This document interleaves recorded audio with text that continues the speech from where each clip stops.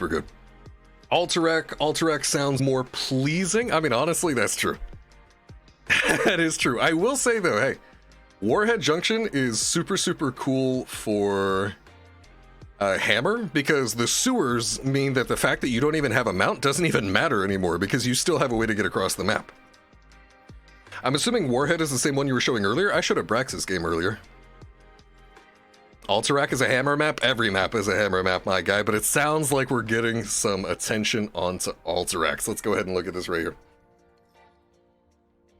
Alrighty, this is a timestamped link to last stream when we played Alterac right here. Oh my god, look at that haircut. Wait, Chad, hold on. We need to side by side here. What the fuck are you doing, my guy? Go to a barber, Jesus Christ. Alrighty, let's go. Alrighty, so let me see here. Let's shrink this back down. And let's watch this game. Okay, so chat. Notice I'm already making decisions. All right, when we get into this game right here, I'm already making decisions. And that first decision is that I'm going top lane. The reason that I'm going top lane is because it is farther away from this siege camp right here. And I know that I'm never going to rotate to this siege camp anyway. I'm just going to be split pushing. So I might as well let the other person that's going to take the other side lane be in the lane closer to siege in case they want to rotate to it. And then right here, we just go up and we start chipping right away. Get sound going. Okay, maybe this is greedy. I've actually been getting punished for this more lately.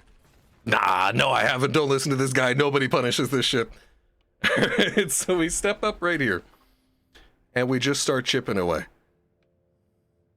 And I don't know how many people are in lane until right then, and I see 3 people. So now notice the play is going to get a lot more defensive. Okay? I told you before, if they only have one guy, you bully. If they send more than one guy, you just wait. I'm thinking, why is this Alexstrasza here? I'm not fighting anybody, leave! We clear the side, we clear the wave under tower. And then I think we just get back up. Oh yeah. So look, and there's the Q for vision. I didn't want to siege mode and get the extended range cast Q into there, because if I siege moded for the Stukov, then he could have just comboed me and then I would have taken a bunch of damage. And then right there, look, notice the reaction, guys. This is animation reading right here, I want to point out to you. When Stukov is about to silence you, he pulls his arm back to get ready to shove it in the ground. Okay? And you'll notice that right here. This is what I've got my eyes on. And look, see, his arm's in the air. And he's pulling his arm in the air, and he's got that purple cast bar underneath his HP bar. And so as soon as he does that, because I sieged, I just instantly cancel my siege. And he damages me like once. And then now he just wasted a bunch of mana, and I just get to go back to chipping him. A lot of times in the early game, in these level 1s, you'll find yourself in this situation where, depending on the matchup, you can't necessarily siege. Right there, I just walked down to put a Q. I'm trying to ward, you know, with that Q right below me. I'm trying to ward to see if they step up. And, you know, Stukov's able to trade a little bit of damage with me right here and there. And, you know, he's able to get some of it to stick in the early game. But notice level 4 is already around the corner. We're not even 2 minutes into the game, we're level 3. These early levels go by fast. The amount of time you have to spend without lifesteal is very, very short. And so right here, notice there, Sonya was definitely, I was going to say definitely on Knowles, but no, actually she wasn't. But here, we see Sonya clear mid. Let's see. And now she's off the minimap, so I need to respect it right here. I think I actually put a Q down and she just, yeah, and she just immediately walks into it right after. That's the same thing, right? If you put Qs, look at this, look at the Alterac angle, guys.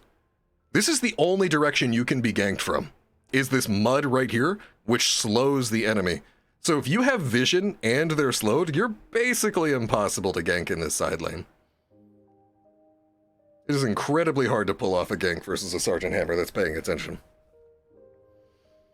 Alrighty, I'm going to increase the playback speed of this a little bit, just so we're not here like all goddamn day.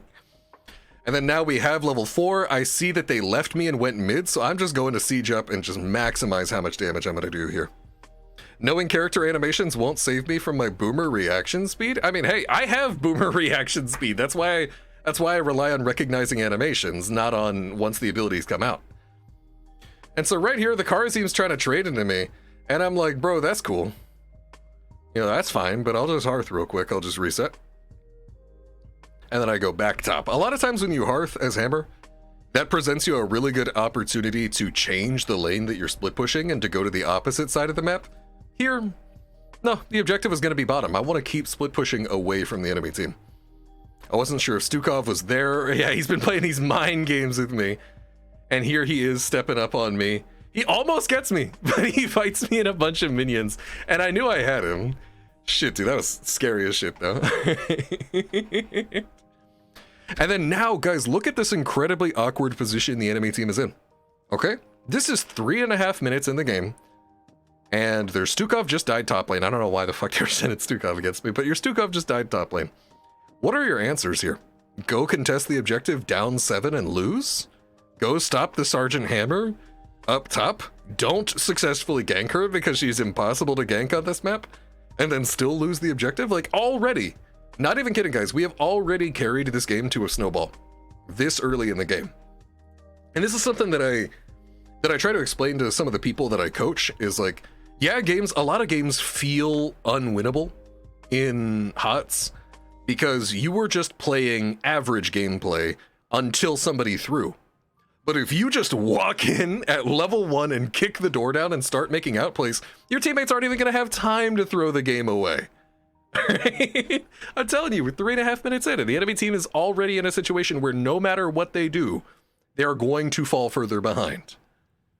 They gank me, the Alexstrasza walks by and leaves a little bit of healing. I see that I'm 1v2 because that diva just showed up, so now I'm just playing this super safe. We're going to sit back, we're going to clear this wave, get up some more wards. And I'm saying, hey, wait, I see the mid lane. Okay, I'm actually just going to step up and keep pushing. Teammates dying, I don't care. I don't care. They don't pay me to care. I don't have a mount to go help you out. I'm just going to sit here and do what I do best. And so then right there, the Stukov tries to silence me. We just boop him with the blast. There's nothing he can do. He's crying about it right here. And then, look, I actually need to reduce the playback speed for this. Let me see. And then chat, once again, we recognize that he's about to cast Lurking Arm, and we outplay. We've got several different options to outplay here. So he hit us with W. Stukov just landed his W on us, so that means it's very likely he's going to want to follow it up with E. I see him starting to cast the E. I just press Z. Instantly cancels my siege mode, gets me out of his Lurking Arm, and then I just immediately siege right back up, I think. Yeah, we just siege back up. Oh no, he got me. He got a little bit of damage on me. I don't care. And that's the thing, right? Like, if I didn't have lifesteal at 4, and he kept chipping me down, then I would have to keep hearthing, and I would have to keep leaving, and I wouldn't be able to keep threatening him. But because I took this specific combo of level 1 and 4, because of that, he can't chip me down. There's nothing he can do. I clear his waves too fast. I regenerate too much. Now we go back up here, and we just keep pushing. You guys have to send help. If you want this guy to not lose, you have to send help. At this point, I'm so confident that I just start queuing for damage. I'm like, you know what? I'm just gonna get these buildings down. And oh no, you sent somebody. Couldn't give a shit. Could not give a shit. Okay, you just all wasted your time, and now my teammates get to contest the objective for free. Good job. We siege underneath the towers right here so that we can get the extra cast range on Q, so that Li Ming can't, like, or Li Ming or Stukov can't try to sneak up in this and catch me while I'm defending against a top wave. And it's just right back to the grind, man. We tap because it just came back up. Honestly, I think this is probably a mistake right here. We're gonna max out our HP from hitting wave anyway. We get another Q going in the mud, and we are now, once again, impossible to gank, and we just keep it going. So this hero gets a mounted 13, basically. Even if he hits you with Lurking Arm a bit, it's not that big a deal. Yeah, we saw a little bit of that just a second ago. Like, oh, look. Oh, I'm standing in it. Oh, no. What am I gonna do? I even tanked like 4 tower shots. And like, I just don't give a shit. Like, your ganks are useless versus this character. You can't have a character that simultaneously deletes buildings and avoids ganks and defends against multiple people. It's broken and you should be taking advantage of it. All right, so chat. Notice right here. I have done work on top lane in this early game. That top fort has a sliver of HP remaining, and what is left is about to get deleted by that objective. To go back top lane at this point would be a mistake. And that's why you see, so like I didn't even have to look at it. I knew exactly what decision I was gonna make right there. All right, so we're gonna rotate down to bottom and the push just keeps going. I think, are we gonna greed for damage right there? Okay, no. All right, we're gonna walk away right here. We'll bump that playback speed back up. We walked bottom, we got the fort. And at this point, guys, here's something I want you to think about, okay? When you have building advantage and you have wave clear advantage, what you have is vision advantage. Because minions are walking wards. They give you vision. And so right now we know that we have wards bot lane and they don't. So we know they don't see us. And that's why we're able to threaten this boss so effectively. My Zeratul intent, I don't give a shit. I'm still over here just able to do whatever I want. That's what I mean, dude. You can have bad teams, you can have bad drafts, none of that matters. You can stand in boss stuns, you can tank 4 tower shots, heroes busted, doesn't matter. Do this on Zagara too? Yeah, it's generally solid logic on like any split pusher. And Zag is definitely a split pusher. Already at this point, I mentioned earlier, what do you do when you get out of the early game? Well, basically all you do is you split push until you either scale or run out of buildings. And guys, we're 9 minutes in this game. We're not even stomping. Like, we're not even up a level or anything. We're 9 minutes in this game and they're out of buildings. So the joining the team starts a little bit early. And look, we just keep it going. Q's above me. This never stops being a thing. The whole game, you need to be thinking about where to put those Q's for vision. Q's above me so they can't flank me, and we just keep pushing. We're staying at the maximum edge range. Maybe a little bit, maybe like a step in. That's a keep down, 9.5 minutes in this game. Look, what are they gonna do? Nothing. I will admit, guys, enemy team did hard troll. Okay? Enemy team did hard troll. They picked Bunny Hop Diva when they could have picked Micro Missiles. They had a Stukov 1v1ing me in lane the whole time. And but the way I see it, these are Grandmasters. These are Masters. These are Diamonds. You cannot get opposition that is better than this on Storm League, okay? So if anybody's like, but Mockery, your opponents were shit, I tell them, you know, if you're not playing in Miami tomorrow, I don't want to hear it, all right?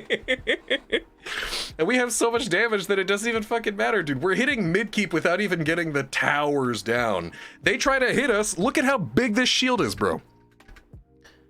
Look at how big this shield is right here. Okay, we get Lifebinder. Actually, no, it was Lifebinder, yeah.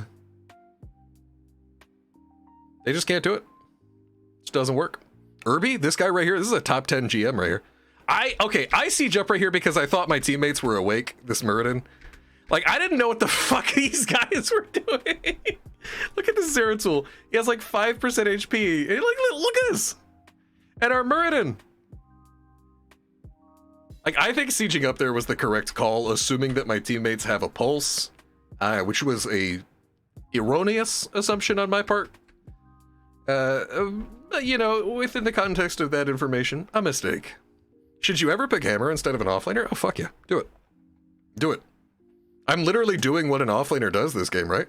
Like, I think that if you're okay with having an offlaner that split pushes all game, then yes, Hammer can be a very good offlaner. I think that if you want an offlaner to contest a point, then no, it's not what you're looking for. Like Dragonshire Praxis Holdout. Or if you want an offlaner that's going to double soak without dying, no, you don't want Hammer for that.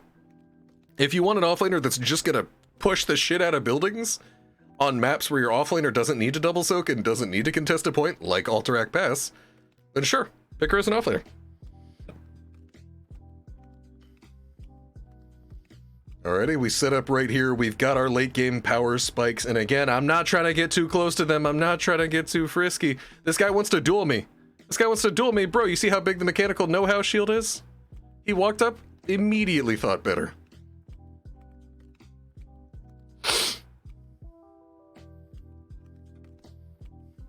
And then they're trying to go in on me.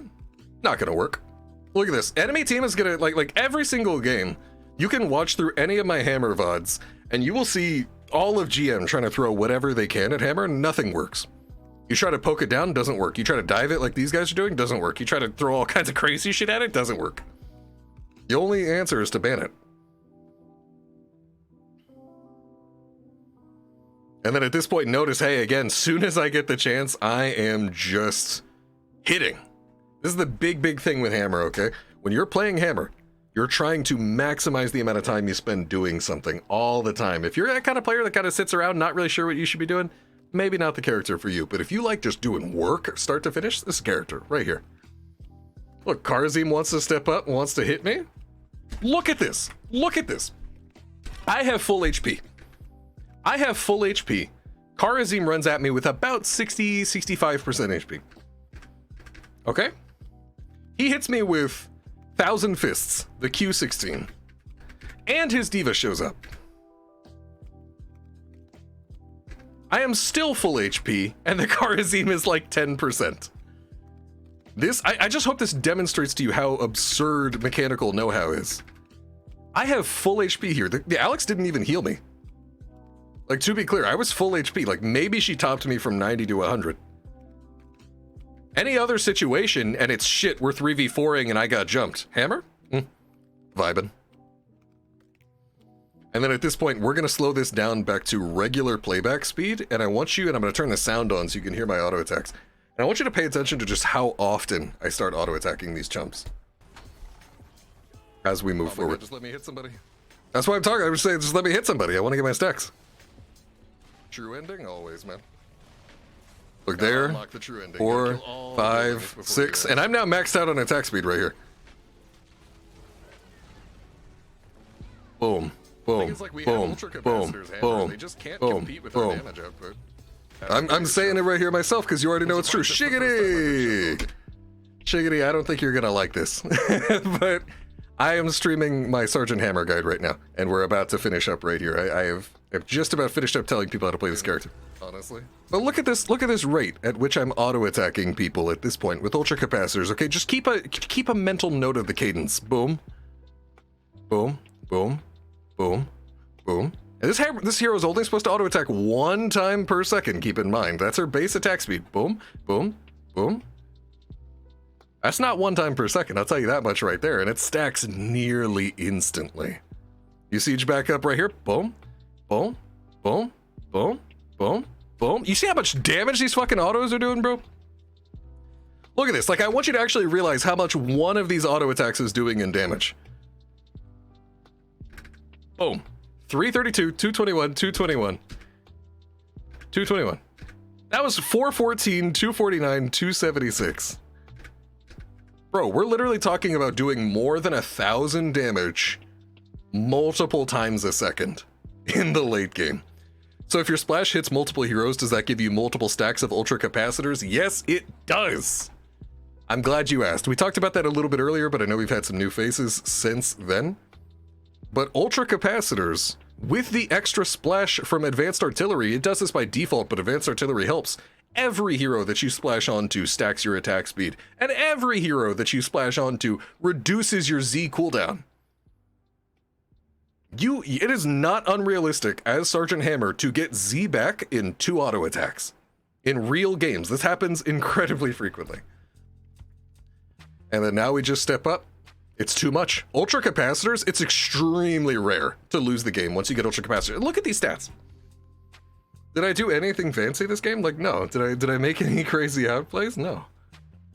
Yet we're topping literally everything. And this is not an exceptional game of Sgt Hammer. This is the default. This is just what happens. I'm more surprised when this doesn't happen. So there you go, guys. You know now what to abuse. You know what you're doing. You can even see it right here. Chat, look at this. Interesting draft response to a first pick Hammer. You can even see what they're talking about. You first pick this shit. People are going to start picking Li Ming, and they're going to throw their drafts that way. They're going to pick characters they have no idea how to play. There are 0 good Chromie players in the world, but people will think they can pick it because you're playing Sgt Hammer, and then you just do this to them. Every time. Do you take Mount CDR on IE Braxis? Yes. Mount is not a rotational tool on Sgt Hammer. Mount is a repositioning tool. And repositioning is good no matter what map you're on. So there you go, guys. You have the general gist. For the Shiggity viewers, I'm going to go ahead and link this in the chat really quick for everybody, actually. Go ahead, feel free to propagate this. This has been the official release of my Sgt Hammer guide. I hope to see all of y'all joining me here. I got 114 of y'all here in the chat, okay? I'm already in GM. At least 99 of you better be Hammer One Tricks in GM with me after this, okay? Go ahead, follow everything you see in this, and I'll see you up here in the top ranks, all right? Thank you again for the raid, Shiggity. That was going to be the very last thing I was going to do here tonight, so I appreciate y'all being here for this. And I have a Tracer guide coming soon. I'm getting close to finishing it. My Hammer guide is done. I'm getting close to finishing the Tracer guide, but it's not quite there yet. And I hope to see y'all guys on this one as well. Thank you for this. Thank you for being here, y'all. All right, that's going to be it for me. I have had a blast. Yo, those of you from Shiggity, take a look at my starting soon screen, though. Oh! Oh, damn it if that ain't sexy, dude. God damn. And that was made by Rockwell, one of our mods right there. You should commission her for any of your artwork, emote, whatever needs. All fantastic stuff. She's out there doing real-life murals and shit, man. A real professional artist. You gotta get her. Step up your stream game. I'm talking to you, Shiggity. Alrighty, y'all. Thank you so much for being here with me. As we shared in the gameplay and in the guides, we went like 5 and 2 today, 6 and 2 something. 1, 2, 1, 2, wait, 1, 2, 3, 4, 5, 6, 1, 2, yeah, 6 and 2, 75% win rate, baby. Easy money. All right, y'all. Y'all have a good night. I'll stop with the excessive outro. See you later. Thank you again, Shiggity. Shit, I need to find a raid. Everybody's asleep, and I can't even raid Leon. Y'all know that? I can't even raid people because he banned me in his chat. If I tried, it's like, nah, he banned you. Alrighty, I'm gonna send y'all to Edward Torres. He's a cool guy, like him very much. And I hope you show him all my love. See y'all later. Have a good night.